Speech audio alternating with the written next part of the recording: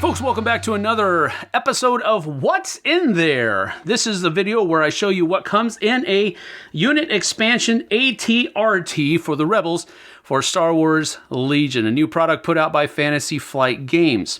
So I'm not going to just show you what's in the box here. I'm also going to show you how this guy is put together and give you some pointers here and there. Now, we'll see how it goes.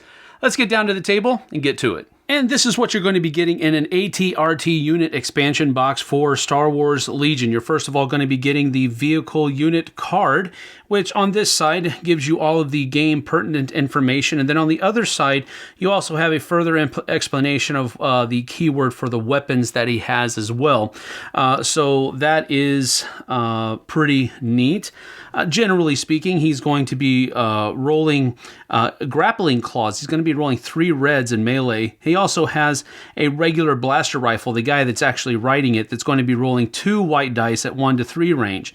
But then the vehicle can also have these different upgrades on it here. You can have a rotary blaster, which gives you a 1 to 3 range, and you're going to be rolling no less than 5 black dice for it. It is going to be fixed on the front, which is the same thing on all of these, so he'll have to be firing outside of his front arc here on the model's base. The ATRT laser cannon is going to be rolling 2 blacks and a red die at 2 to 4 range, gives impact 3, which means you can change up to 3 regular hits up to critical hits, and it's also fixed front.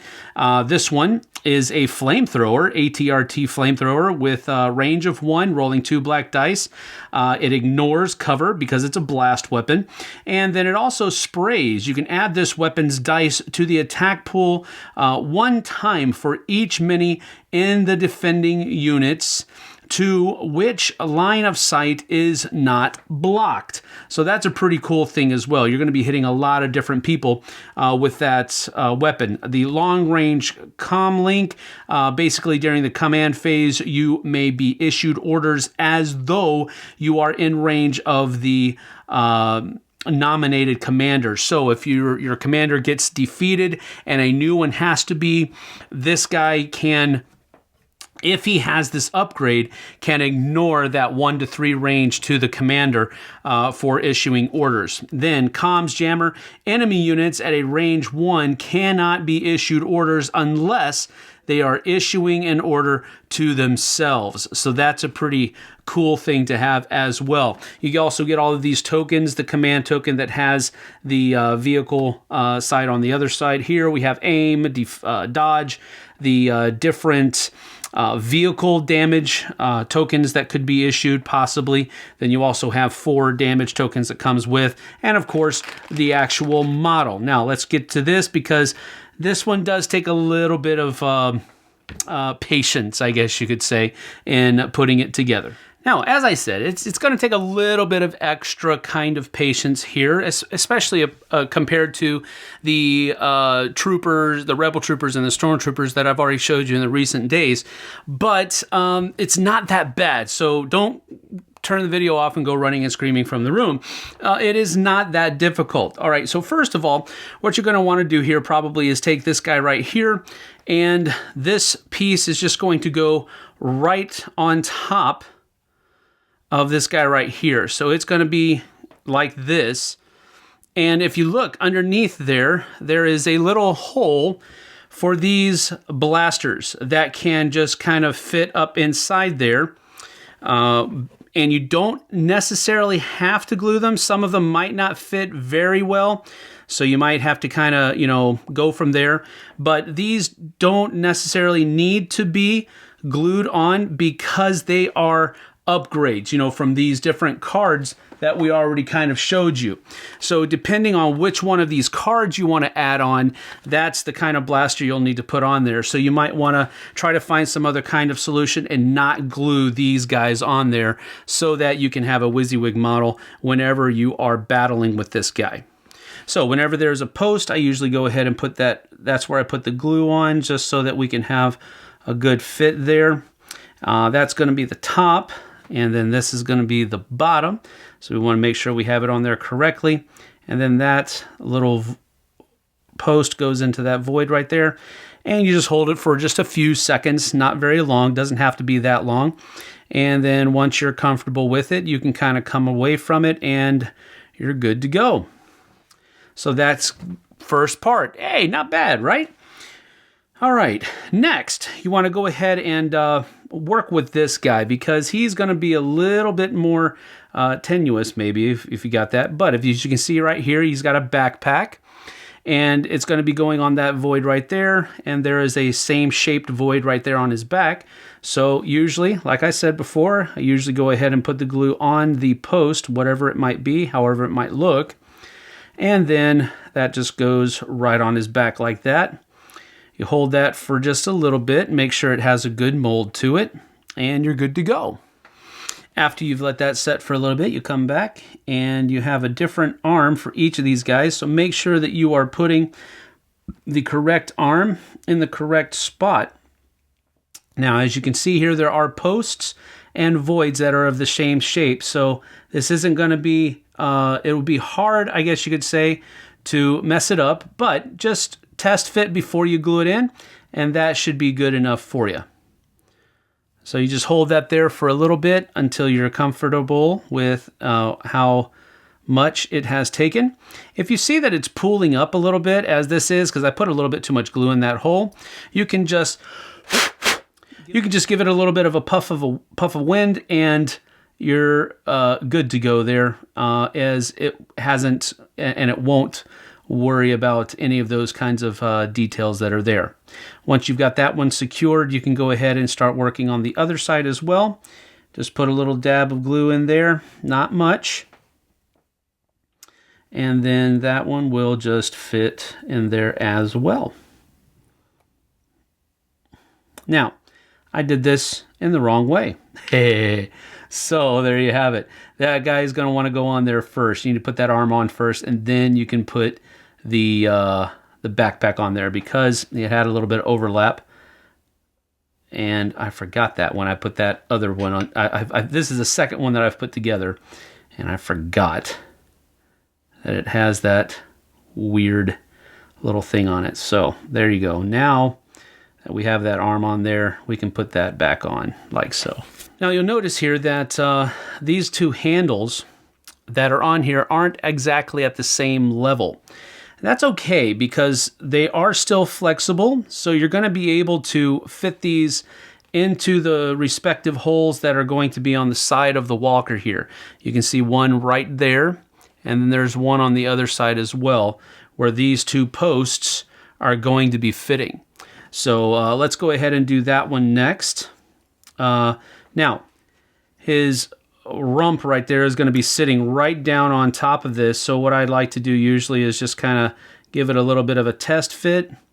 Make sure that I'm going to be able to get these guys in there pretty well, pretty easily.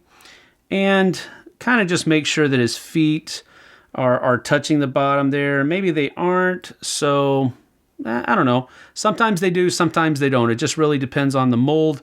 But that's basically how he's going to fit on there. So, and it looks like a pretty good fit. So now we can just take them off and put some glue down where it needs to go.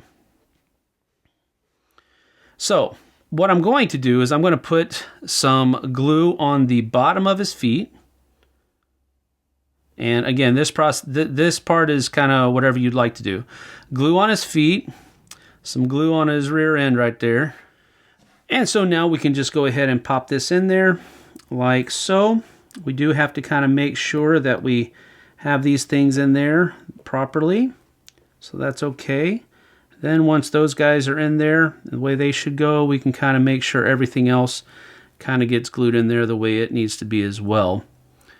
So all that kind of sticks together. Everything's good. And once that sets up, he will be good to go. And while that other part is setting up, he has a little antenna that's right here that needs to be put on there. And there's just a little void right here on the back of his seat. So we just put a little glue in there, then take this antenna and just kind of set it right in that hole. And you'll have to hold it for a little bit because this is one of the more delicate parts of the model. And really the main thing here is just making sure that it's straight from the top down and not leaning to one side or the other from the back here. And then just simply letting time do its magic there. And then finally you have these two legs that need to be put on there. And of course the legs have voids in them at the top here. And then the model actually has posts here that they go on top of. So, you know, common sense will tell you that this one is going to go on this side, but what angle it's going to go at is going to be determined by the shape of the post and the shape of the void. So that is a pretty easy thing for you to do there. So, you know, that one's going to go on that end, and then this one is going to be coming over here like that. So this is how the model is going to look, but we do want to make sure that it's nice and stable. So we want to make sure that some glue gets in those, on those posts and in those voids. So we go ahead and just kind of wiggle those out, putting some glue on this post right here, then putting that back on like so. And then we can get some glue on this post over here. And then put this one back on as well. And you just give that a hold for just a few moments, and it will actually be a pretty simple part of the model. And then once that one is pretty much set, you're going to have these two pieces here that are going to be, one end is going to be placed right there, and then the other end is going to be placed on this leg. You can barely see it, I think, right here in this void right there. So this one is where a little bit more patience is going to be necessary, but I guess you wouldn't need to necessarily glue these in, but just for posterity's sake, I'm going to, simply because I don't want them to fall out without my knowing about it later on. So what we're going to do here is just put a little dollop of glue here, and a little dollop of glue in here like that. And we just simply take this piece and pop it in here. Then this one will go right in here as well. And then once you have that one on, you just want to do the same thing on the other side. A little dollop of glue in there. A little dollop of glue in here. And almost, you could say, voila. But that'll go in there. This one will come around and go in here. Put in there, and yeah, it does take a little bit of patience, a little bit of time. Now that those two guys are in there well, you can basically glue this guy to the base. Now, when you glue it to the base, you want to make sure that this is in the front and this is in the back, or, you know, respectively, because that's where the movement's going to be coming from. So you do want to make sure that he's glued on there in some kind of configuration, kind of like that. But as with the other troopers, you just want to put some glue on the surfaces that are going to be touching the base of the model, and try to put them on all of the different faces, just so that you have as many contact points as possible, so you can get as much glue down there doing that work for you. But once you have it down like that, you can pretty much just make sure he's centered, press down on the feet like so, and hold it for a few seconds. Like I said earlier with the other models, you're looking at probably anywhere from 15 to 30 seconds, and then you can let gravity do the rest of the work for you, and there won't be any problems at all. But there you go. This one probably took about a half an hour altogether, and that's taking your time, making sure everything is put together, following the directions and that type of stuff. And then these guys right here can be left out to just be kind of tucked inside that front part there, depending on the battle that you're going and what different kind of set you choose. So that's that for the AT-RT expansion for Star Wars Legion. This one took a little bit more, I guess you could say, patience and a little bit more of a delicate touch, but take your time. you can do it. It's not that difficult at all. You just gotta take it easy peasy, lemon squeezy. So anyway, at any rate, make sure you follow these guys here, the directions. And if you need to refer to them more than once, absolutely. I know I had to, but do it. They give it to you, so follow it. That's been the ATRT expansion. Thanks for joining us. We'll see you guys on the flip side.